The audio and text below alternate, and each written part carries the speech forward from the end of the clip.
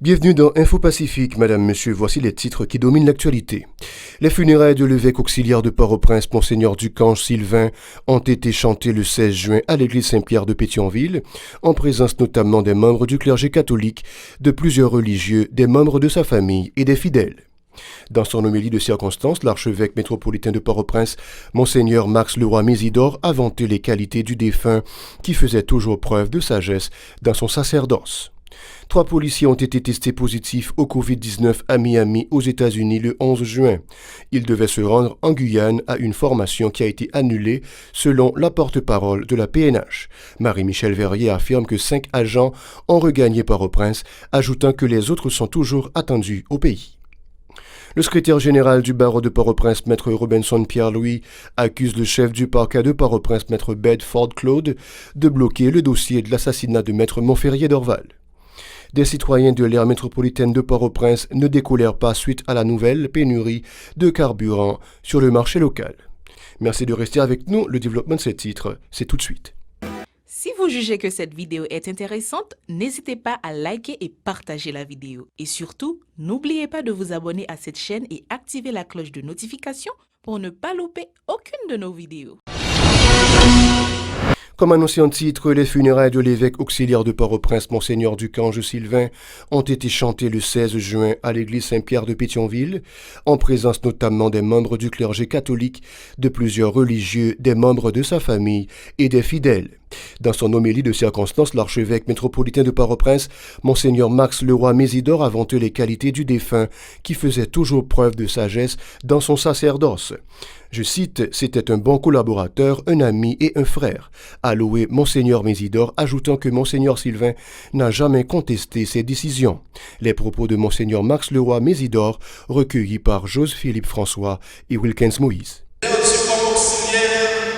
Durant 3 ans, je m'écris devant ce pasteur, doué d'un grand sens du devoir d'État et de fidélité à l'Église.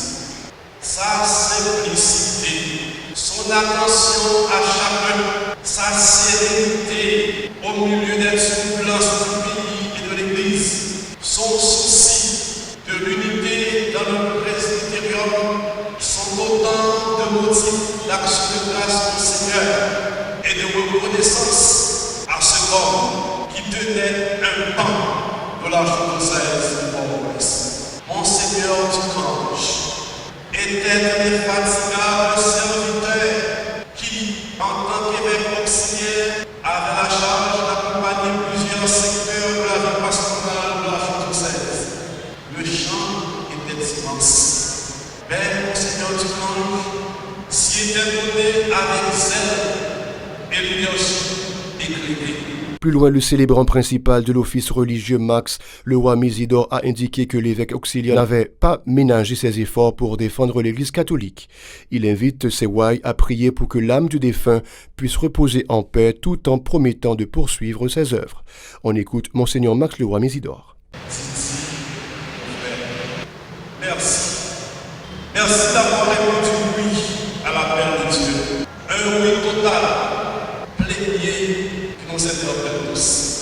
Tes 26 ans de vie sacerdotale sont une illustration, sans doute imparfaite, mais laborieuse de ces paroles par François. Être prêtre, c'est jouer sa vie en portant dans sa propre chair les joies et les inquiétudes du cœur, en donnant du temps et en écoutant pour guérir les blessures des autres et en offrant à tous la grâce du Père. Homme bon et sensible, jamais, dit avec gauche, ne connut les charités que l'essai et l'assassinat pour les par droite. Des citoyens de l'aire métropolitaine de Port-au-Prince ne découlèrent pas suite à la nouvelle pénurie de carburant sur le marché local, une situation qui s'est produite à plusieurs reprises sous le régime du parti haïtien Tête Calé PHTK, dénonce ces résidents qui se plaignent aussi de la complicité des responsables de certaines stations-service qui pratiquent le marché noir avec le précieux liquide. Ils jugent cette situation inacceptable vu que les prix du transport en commun ont été majorés par certains chauffeurs. Ces personnes condamnent le laxisme des autorités qui n'ont rien fait pour leur éviter de tels inconvénients. Ces résidents fustigent l'attitude des dirigeants qui claironnent la lutte contre la propagation du Covid-19 alors que c'est la pagaille au niveau de certaines pompes pour s'approvisionner en essence. Il s'exprimait au micro de Gérard Hirsch-Rézil et Mackerson Mexil. Haïti gaz pour faire nous vivre. Je depuis 6h du matin, mais si j'ai un petit gallon de gaz pour mal brasser. Haïti pays à barra comme ça. Chaque pompe pour passer, là, on commence à bailler gaz. Yo campé ça lié c'est pas gros balto y a bail gros belle machine passer ou même qui gen petit moto c'est là dedans pour faire journée 50 goudou pour manger pour payer sol pour pas vivre. L'on regarde des petits malheureux nous même qui gen moto, n'a pas acheté gallon gaz $120 pour nous mettre dans moto. Si coûte là 50 goud, $15 moun n'a pas vle bal. Coûte 50 goud là moun n'a pas vle bal $15 pour fonctionner. Qu'on y a qui nous pour faire payer moto ça, comment nous pour payer sol ça nous même madame pour bail manger petite pour nous occuper. Et Jean-Pays a aller là, son bail qui a fait n'importe tout reste mois là, problème gaz ça toujours là parce que hier c'est 2-3 camions qui montent là mais actuellement la mer bail gaz en bas là pas de monde qui ka prendre. Plus loin, ces habitants condamnent la violence des bandes armées qui ne cessent de terroriser les résidents des zones réputées à risque de la capitale. Les violences meurtrières de Martissan sont révoltantes, ont martelé ces gens, soulignant l'impact négatif du blocage de l'entrée sud de Port-au-Prince sur la rareté supposée de l'essence. Une situation qui est profitable aux nantis du pouvoir qui s'enrichissent au détriment des démunis, s'insurgent ces citoyens. Ils pointent aussi du doigt les autorités policières qui sont incapables d'assurer la sécurité des agents. Leurs propos recueillis par Gérard Hirsch-Rézil et Mackerson Mexil. Là, du pays à mes amis, nous sortons pour nous l'embrouiller, nous qui ça vous nous fait encore. Ouais, bagaille c'est un problème politique lié. C'est pas gaz qui va gagner. Ni tout, c'est pas fonctionner gaz, pas fonctionner pas route là de boucher. C'est gourmet, bourrara, population même à prendre pour revendre en bas, baga, bah tête chargée pour ça. On prend ça là. Ça veut dire bah gaz là, faut autorité au prend gens. Si son combien bah gens te dit là, payer en bas pour gaz la monter parce que nous même faut nous jouer gaz pour nous circuler.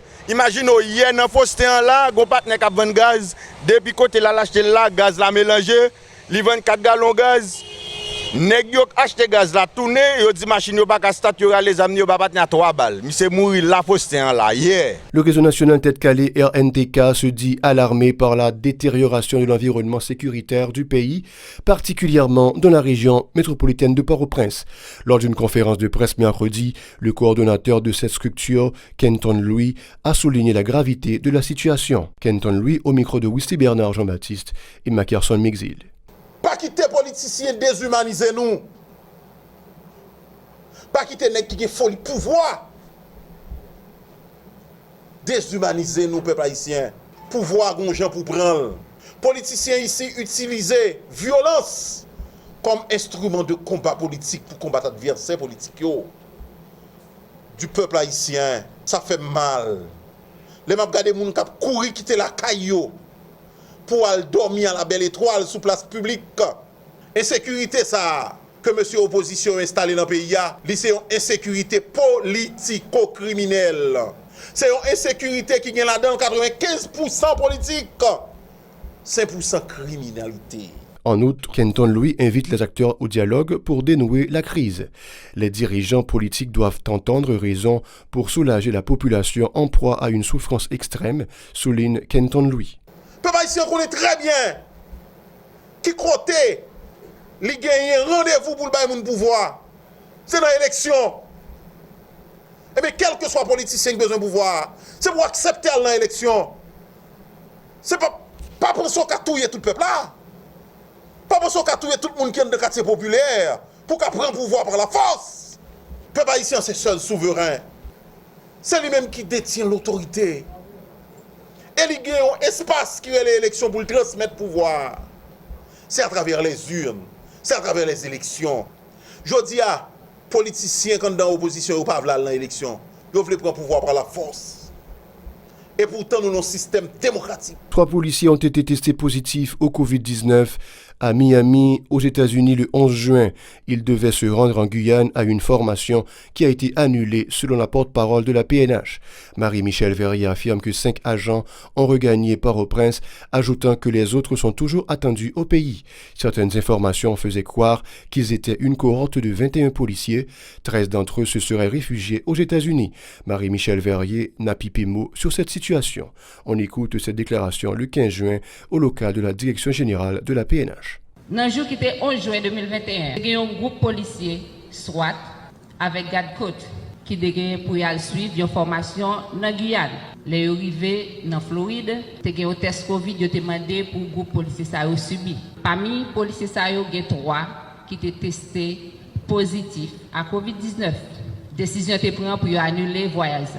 Tout policier ça a été placé en quarantaine. Pour couler, il y a 5 policiers qui sont déjà retournés en Haïti. Il y a 3 qui prennent soin que Kayo mérité. Il y a quelques autres que la police peut recevoir dans le pays. Ils peuvent retourner dans le pays. Par ailleurs, Marie-Michel Verrier a confirmé la situation de panique qui s'était installée le 14 juin au bas d'Elma et au niveau de la route de l'aéroport international Toussaint-Louverture suite aux agissements des bandits armés. Ces derniers tiraient dans toutes les directions depuis Delma 2, a reconnu la porte-parole affirmant que des entreprises de la place avaient été contraintes de baisser leurs rideaux de fer. Marie-Michel Verrier a toutefois rassuré que le calme a été rétabli à cet endroit de la capitale. La porte-parole de la PNH a en outre indiqué que le commandement a décidé de lancer l'état d'alerte maximal au niveau de l'institution policière en vue de ramener la paix et la sécurité sur le territoire. Tous les agents sont appelés à regagner leur poste dans le cadre de la mobilisation contre l'insécurité, selon Marie-Michel Verrier. Des mesures qui interviennent 2 semaines après les assauts des bandes armées contre au moins 9 postes de police dans la région métropolitaine de Port-au-Prince et les violences des caïds du quartier Martissan fuis par les résidents. Marie-Michel Verrier. Le commandement a décidé de placer PNH là en état d'alerte maximal. Dans tout département, PNH l'a placé en état d'alerte maximal. Mais décision qui prend. Tout policier a l'ordre pour rentrer dans le poste d'affectation. Quel que soit policier ou l'ordre pour rentrer dans le poste côté où au travail. Tout congé annulé. Sauf policier qui n'a rubrique malade. Et service qui concerne dans PNH là, déjà qu'on est tout policier qui est placé dans rubrique ça, qui c'est rubrique malade là. Il connaît tout policier qui est sous compte que c'est pas policier ça ou pas qu'à le travail. Service qui concerné connaît tout policier qui pas qu'à le travail parce qu'il y a une liste. Présence dans la rue pour le renforcer. Pour le déploiement policier qui a fait sous toute grande action. Routine pour le continuer. Le secrétaire général du barreau de Port-au-Prince, maître Robinson Pierre-Louis, accuse le commissaire du gouvernement près le tribunal de première instance de Port-au-Prince, maître Bedford Claude, de bloquer le dossier de l'assassinat de maître Montferrier d'Orval du fait de n'avoir pas voulu citer les témoins. Ces derniers devraient comparaître par devant le tribunal pour assurer le suivi du dossier, souligne maître Robinson Pierre-Louis, qui répondait mercredi aux questions de Murdy Joseph au téléphone. Le commissaire du gouvernement avait décidé délibérément de confisquer le dossier. Ça veut dire qu'il y a un dossier là-même qui décide que va y avoir un monde qui attendait dans le dossier ça parce que c'est lui qui a une charge pour les acheminer ou bien citer les témoins suivant l'article 59. Malheureusement, il a été recevoir le dossier, il va faire suivi avec, il a seulement décidé de même garder au tiroir selon son bon vouloir. Donc ça, c'est sa décision. Et ainsi, il bloque le dossier, il empêche le dossier à avancer. Comme le dossier, le juge a décidé pour ne pas recevoir ordonnance à lui-même, il va faire suivi parce que le décapement est illégal, il faut que la loi dit, mais qui ça peut faire, il considère le dossier que le parquet bloqué. Par ailleurs, Robinson Pierre-Louis se prononce en faveur de la poursuite de la lutte pour instaurer un état de droit en Haïti, ce qui pourrait garantir l'indépendance du pouvoir judiciaire, dit-il. Il dénonce aussi de nombreux cas de violation des droits humains perpétrés sous le régime du PHTK. L'homme de loi préconise aussi la refondation de l'État pour placer le pays sur la voie de la modernité et du progrès. Robinson Pierre-Louis. Dans tout état de droit, le commissaire du gouvernement il est chargé de l'application de la politique pénale de gouvernement. Donc c'est le rôle d'être représentant gouvernement même dans le judiciaire. Bien entendu, qui sont chargés là. Sont anomalies parce que les commissaires de gouvernement, c'est le défenseur malheureusement, lui-même, il choisit, au lieu d'être défenseur de la société, il choisit d'être défenseur du gouvernement. Bataille dans notre façon, face à ces combats pour l'état de droit. Parce que nous avons dit dernièrement dans les activités scientifiques, nous avons dit que c'est l'activité qui nous permet, c'est l'état de droit et la refondation de l'État. Le pouvoir sur l'État qui est refondé par rapport avec des risques que nous connaissons aujourd'hui. C'est la fin de ce journal, madame, monsieur. Je vous laisse en compagnie de la programmation.